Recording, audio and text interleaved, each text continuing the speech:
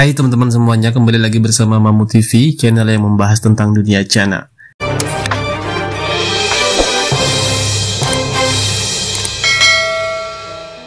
Baik teman-teman, pada kesempatan kali ini saya mau membahas yang lagi rame nih di kalangan keepers jana maru, yaitu tentang treatment menggunakan galon versus treatment menggunakan tank atau akuarium. Oke, pertama yang mau saya bilang adalah untuk ikan jana maru, apapun wadah yang kalian gunakan tidak menjadi masalah, mau itu pakai galon, toples, ataupun box styrofoam. Itu murni terserah kalian. Terus pertanyaannya, kenapa bisa ribut antara keepers jana yang pakai galon dan keepers jana yang pakai tank atau akuarium? Oke, begini, saya akan mencoba mengurutkan permasalahannya.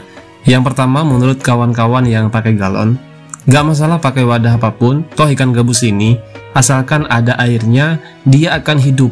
Lagian tetap kita rawat ikannya, kita kasih makan agar ikannya sehat. Dan ikan gabus di alam pun juga kena sinar matahari panas. Kadang meski airnya hampir kering, ikan jana juga masih hidup dengan cara masuk lumpur. Itu menurut mereka yang menggunakan galon, teman-teman. Nah, sekarang yang kedua, tanggapan dari kawan-kawan yang tidak setuju dengan treatment menggunakan galon. Mereka mempermasalahkan wadahnya. Toh pada dasarnya menurut mereka tetap lebih bagus menggunakan tank daripada menggunakan galon, karena akan mudah mengecek kondisi ikan. Yang ditentang oleh mereka adalah proses di dalam mentreatment ikan menggunakan galon tersebut, yang kesannya menyiksa ikan. Kesannya menyiksa ikan, itu kata mereka. Menurut mereka, treatment yang dilakukan oleh tim galon itu salah, karena menjemur ikan meskipun menggunakan galon tidak bisa dibenarkan karena beberapa alasan. Salah satunya menurut mereka adalah suhu air akan menjadi ekstrim, kadang dingin dan kadang panas. Ditambah kualitas air juga cepat menjadi jelek karena tidak adanya filtrasi, dan diperparah lagi pertumbuhan lumut yang berlebihan. Hal yang paling buruk menurut mereka adalah saat suhu air naik, kualitas air yang buruk dan wadah yang kecil mengakibatkan ikan mengalami kematian. Dan hal itu sudah banyak terjadi di kalangan pemelihara ikan jana. Ya, kira-kira begitulah perseteruannya. Menyikapi hal ini agar tidak ribut, kita harus menyikapi dengan dewasa. Jangan sampai sesama penghobi ikan jana saling sikut dan saling senggol gara-gara perbedaan treatment.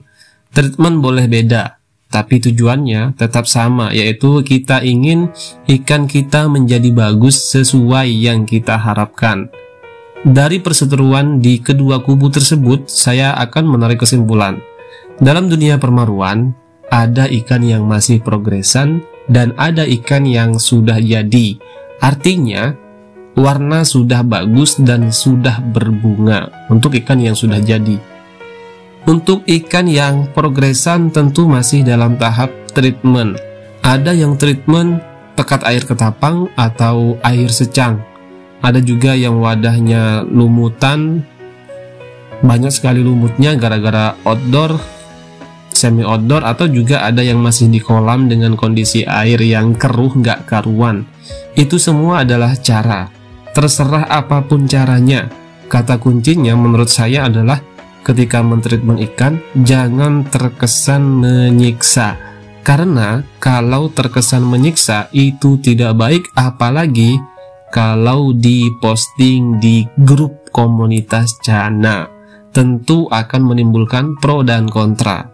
Dan hal itu wajar sih kalau menurut saya. Kadang kita yang udah bener aja masih diributin kok, apalagi ada kesan menyiksanya gitu kan.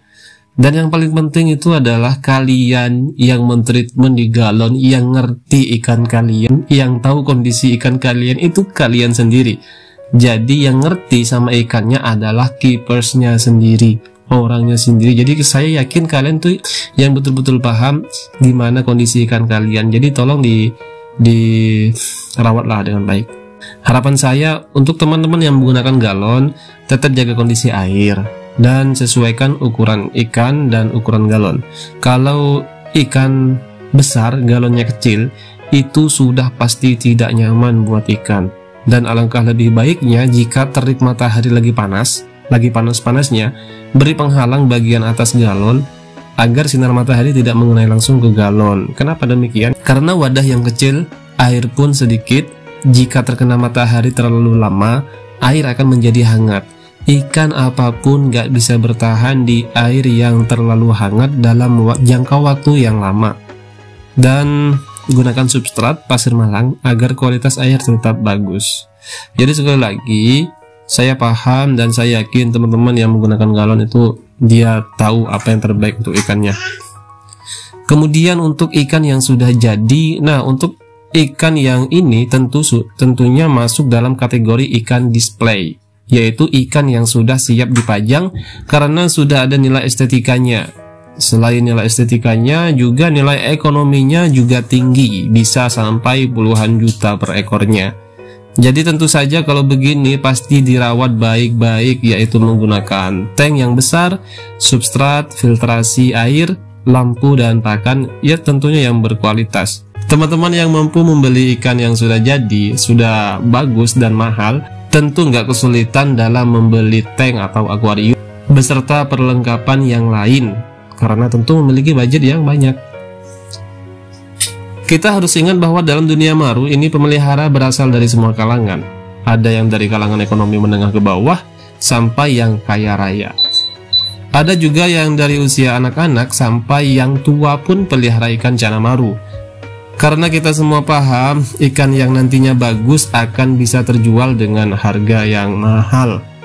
Nah, dengan situasi ini, teman-teman yang masuk dalam kalangan ekonomi menengah ke atas, yang kaya maksud saya, saling menghormatilah dan saling menghargai sesama penghobi ikan cana. Sehingga tidak ada lagi ucapan yang menyinggung teman-teman kita yang keterbatasan budget, yang ingin banyak ikan cananya, tapi untuk membeli akuarium yang banyak kan harus mengeluarkan uang yang sangat banyak juga. Jadi mereka meminimalisir pengeluaran uang, jadi mereka menggunakan galon. Jadi kita harus menghormati mereka. Oke, sampai di sini semoga bisa dipahami dan mohon maaf apabila ada salah kata. Terima kasih, sampai jumpa kembali di video berikutnya. Salam amis dari Mamu TV.